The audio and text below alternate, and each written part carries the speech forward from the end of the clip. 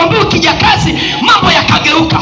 Eti Paulo anakamatwa kwa kumwombea tu mtu. Leo kuna watu jamani, kuna upako utashuka hapa, na upako huu ni wa kuombolezea familia. Naomba juzi nikasema Ijumaa waliokuwepo, usiombe toba eti kwa sababu umetenda dhambi. Kuna watu kimwambia angukeni miguuni kwa Mungu, tumlilie Mungu tuombe toba, anajiangalia kama amefanya dhambi. Hivi nimefanya dhambi uzinzi? Hivi sikiliza, usiomboleze kwa sababu yako. Omboleza maana kuna wengi wanakusubiri wewe. Omboleza maana tumbo la mama yako linakusubiri. Omboleza watoto wanakusubiri. Omboleza wazazi wanakusubiri. Omboleza kanisa linakusubiri. Omboleza mtaa uliopo wanakusubiri. Ninaona watu watatu watakwenda kuwa faida. Wakiingia kwenye kazi ni faida, wakiwa kwenye ndoa ni faida, wakifanya biashara ni faida, wakienda kwenye kikundi ni faida, kwa wazazi wao ni faida, kwa wadogo zako utakuwa faida, kwa kaka yako utakuwa faida, kwa mdogo wako utakuwa faida, kwa watoto wako utakuwa faida. Hakuna mtu amezaliwa kwa bahati mbaya. Wewe ni mtu wa faida. Nataka leo kama umekuja kwenye ibada hii kwa imani, jiconnect. Nataka ukawe faida. Uguse mweza kumwambia nataka nikawe faida. Paulo na Sila wakakamatwa wakatupwa gerezani, lakini haikumjalisha Paulo. Mtu amefunguliwa na wale bwana zake wakapata hasara. Unaonaje leo tutakapoomba? Kuna watu wamekuwa kitumia maisha yako, mikono yako, akili yako. Maana yake huyu mtumwa alikuwa anafanya kazi, wanasema wewe fanya kazi, wanaovuna ni sisi. Kuna watu ulikotoka wewe umekuwa mtumwa wa kutoa jasho, lakini kila mwisho wa mwezi hakuna unachoona, mwaka unaisha hakuna unachoona. Lakini kuna wajanja, wao wanavuna kile unachopata wewe kwenye ulimwengu wa roho. Wao wanajenga, wao wanafanikiwa. Aishivyo Bwana aliyekutamkia utajenga, aliyekutamkia utaolewa, aliyekutamkia utazaa. Tunakwenda kujenga, tunakwenda kuzaa. Si kama kuna watu watatu wanakamata nguvu ya hili neno. Natamka kwenye hii madhabahu hakuna atakayeshindwa kujenga. Kwenye hii madhabahu hakuna ambaye atabeba mimba. Kwenye hii madhabahu hakuna mlemavu. Kwenye hii madhabahu hakutakuwepo na kichaa, hakutakuwepo na masikini. Natamka nyumba yako iongezeke, natamka kazi yako iongezeke, natamka afya yako iongezeke. Nasikika kweli mahali hapa? Wananielewa kweli? Watu wa Mungu mko hapa? Ngoja nikwambie, kataa roho ya kutoongezeka. Ni kanuni ya Mungu. Mungu anasema akawabarikia, akawaambia mkaongezeke, mkazae, mkaongezeke. Inayofuata mkatawale. Leo kuna wanangu mnatawaliwa badala ya kutawala. Nataka kwenye hiyo boma waliojifanya wanatawala, atipuke shirikisho moja, ainuke mwanamke moja, ainuke kijana moja, ainuke binti moja aliyetukanwa, akatukaniwa Mungu wake. Waone maduka yakifunguliwa, waone harusi ikiambatana, waone afya. Walisema utajenga na walimtukana Mungu wako. Nataka nione plasta ikipigwa kwenye nyumba yako. Nataka nione rangi ikipigwa kwenye nyumba yako. Nataka nione ukitawala. Nani ukasema nitatawala? Nimemwambia mtu amka akisema nitatawala, amekaa pendo. Utakaa hivyo hivyo. Kumbuka Elisha anamwambia Naaman, nenda. Neno kutii maneno haya ndio kufanikiwa. Amina. Sema amen. Amen. Sema amen. Unakuta mtu anakuambia sioni faida ya wewe kuishi kwenye ndoa. Tangu nimekuoa na wewe umekuwa mtu hasara tu, magonjwa tu kwenye hii familia. Sioni faida. Naona tu mimi ni hasara.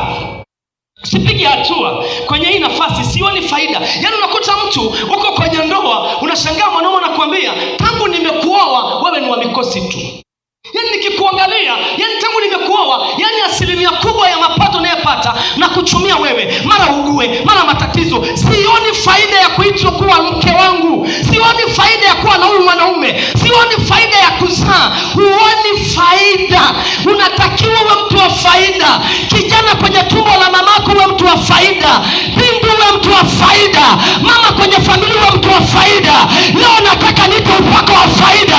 Upako wa hasara tunakataa. Naita upako wa faida.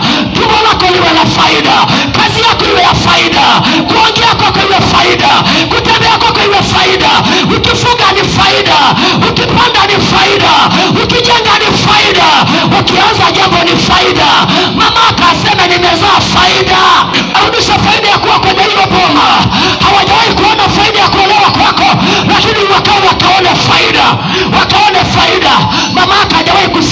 kuzaa mtoto, maana hajawahi kuona faida. Aishi kabla mwaka hujaisha amekukatia tamaa, asikie faida imetoka kwa Hebron, imetoka kwa neema. Natamka roho ya faida ikuandame. Uko tayari kupokea jamani faida? Katika ulimwengu wa roho kuna watu wanaishi maisha ambayo walikuta katika familia zao, maisha duni ya kutofanikiwa, na uwezi kuelewa mpaka umepata mafundisho yanayoweza kukuamsha kuwa hapo ulipo sio mahali pako. Unaweza ukaona mambo ya kawaida tu, kumbe sio kawaida. Umekamatwa mahali, sema leo natoka. Na namna ya kurudi kwenye muundo wa maisha yako ni kurudi kwa Bwana kwa toba. Kama ni Mungu ameachilia pigo, akurehemu. Kama ni adui au wachao mizimu, aachilie fimbo ya mateso, maadui wanyanyue mikono. Kama ilivyokuwa kwa Paulo, aliachilia kipigo kwa mapepo na waliokuwa wanamtumikisha yule kijana wakapata tabu. Ndivyo itakavyokuwa leo. Tutaachilia rehema, baada ya rehema tutaachilia moto. Moto utaenda, anayetumikisha familia kwenu, moto utawaka kwao, moto utawaka kwao. Kuna watu ulikotoka wataanza kulia. Kuna watu ulikotoka wataanza kulia. Kuna watu ulikotoka wataanza kulia. Kuna wanaokupangia mabaya wataanza kulia. Kuna waliokutumikisha miaka mingi wataanza kulia. Ninakwenda kuachilia upako wa hasara kwa adui zako. Nakwenda kuachilia upako wa faida kwenye mikono yako. Sema Mungu, huu upako na ubeba. Unaubeba kweli? Amen. Inauma, inafika mahali saa ya faida, labda kwa mfano inauma jamani. Inafika sehemu, mfano tu, umebeba mimba miezi 9. Imefika miezi 9 unasubiri faida ya mtoto, na si ajabu tumekutia moyo, tumekuombea. Imefika miezi 9 unakwenda leba. Tunasema mama ameenda leba, dada yetu ameenda leba, mdogo yetu ameenda leba. Mwanaume anapiga makofi, sijui nani anapiga makofi, kwamba tunamsubiri Mungu atarudi na mtoto. Eti tunaambulia visu kwenye tumbo lako, na kinachofuata unarudi na mfuko wa Maliboro na nguo ulienda nayo, halafu uji na mtoto, eti unaambiwa mtoto amekufa. Ninakataa, ile tumbo litazika tena. Utarudi na faida, utarudi na. Inaumiza jamani. Unashangaa imekaribia wakati ambao unaona baraka ya watoto umezaa, unasema asante Mungu, maana watoto watakwenda kunibeba. Unashangaa unaambiwa kaka yake ameamulia kwenye pombe, mtoto wake anaokota barabarani. Inashangaza na inaumiza. Hebu naomba uomboleze, hebu naomba umie. Saa ya baraka imefika, adui ananyang'anya hizo baraka. Nataka niachilie baraka, nataka niachilie upako wa faida, upako wa hasara iondoke. Piga kelele, sema nakataa roho ya hasara, nakataa kwa mtu wa hasara, nakataa kaka kwa mtu wa hasara, nakataa mdogo wangu kwa mtu wa hasara, nakataa kwa hasara kwenye ndoa, nakataa kwa hasara kwenye biashara. Piga kelele, sema nakataa. Inauma. Nikasema Ijumaa, yamkini leo unacheka, hutaki kulia, hutaki kuomboleza, hutaki kupiga magoti, hutaki kububujika, maana unacheka unafurahi, lakini hujui shetani amepanga nini masaa 24 ijayo. Kama hutaki kuomboleza kwa sasa, subiri turubai na kuja uomboleze. Leo tunashangaa watoto wadogo wanakufa, wanazaliwa premature. Unafanya kazi, unakuwa mtumwa wa kazi, unatafuta sababu ujui. Leo tunakutana na majanga ya ajabu duniani, hata wewe mwenyewe huna majibu. Ulimwengu wa roho ina majibu. Lini utakuwa faida? Kitabu cha Zaburi inasema kutoka mbinguni Mungu anaangalia anayeugua, mwenye uchungu, mwenye kuugua, aliyeandikiwa kwenda kufa, apate kumuokoa. Sasa kama ugui, utaokoaje? Utaokolewaje?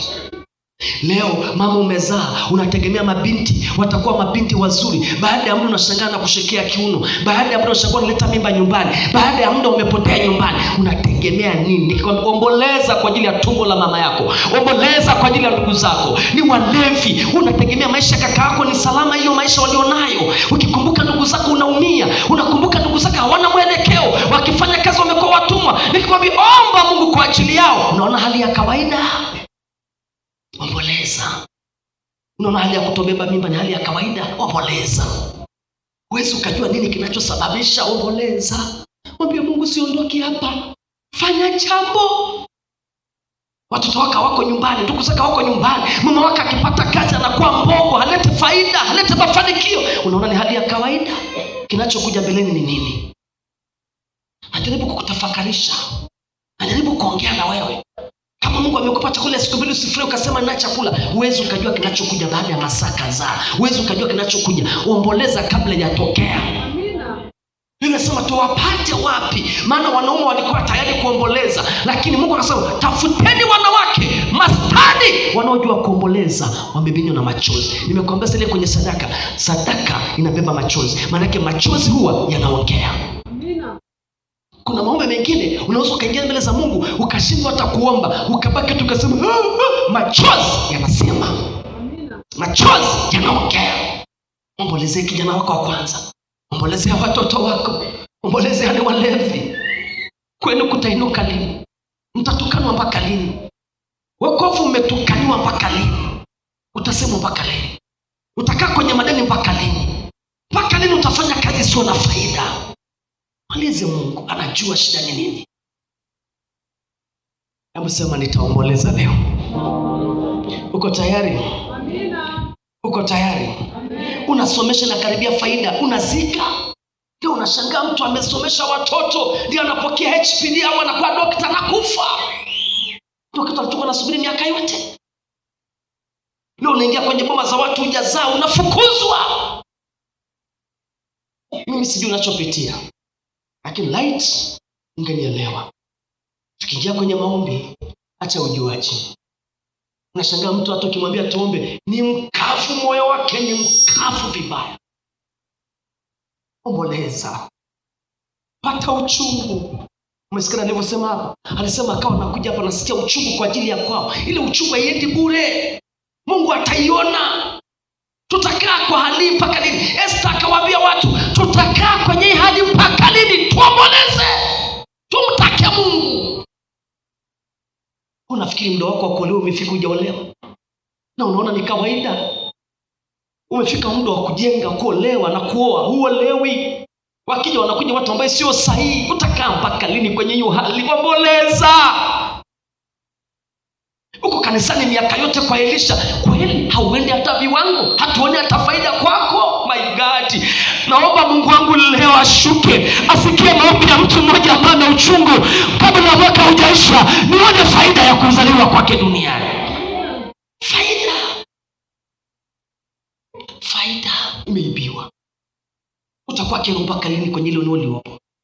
Lini utakuwa faida kwa wazazi? Lini utakuwa faida kwa ndugu zako? Lini utakuwa faida kwa kanisa? Lini utakuwa faida mahali fulani? Lini?